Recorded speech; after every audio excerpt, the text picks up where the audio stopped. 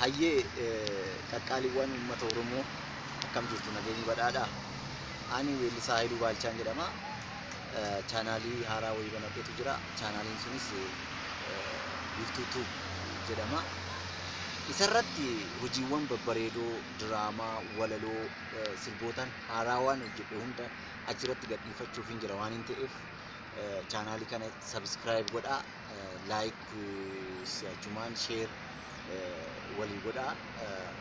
Subscribing keessan anaaf humna kootii, liking keessan na jajjabeessaa, sharing keessan immoo gara fuulduratti na oofa waan ta'eef na cinaa dhaabbadhaa jechuun barbaada. Maaliif hojiiwwan gara fuulduraatti dhufan hundasaa chaanaalii kanarratti fe'achuu barbaada.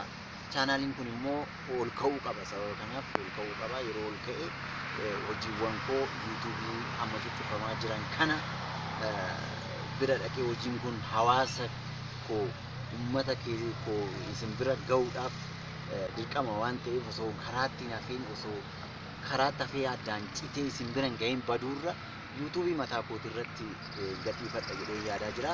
Kanaaf na cinaa dhaabbadhaa. Kanatti aansee walaloo gabaabduu wayii isin affeeree haasawa koo gabaabduu kana akkamitti galatooma.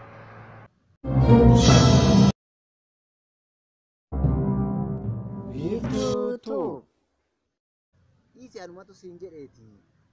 Daandiin tun daandii gadheeti.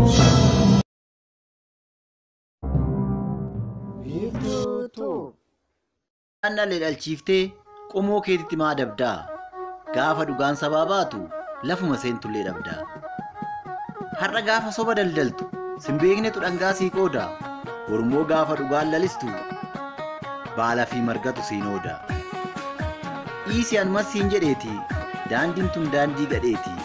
Isa qulqulluu garaa fayyaa ummatuma keessiif wayyaa.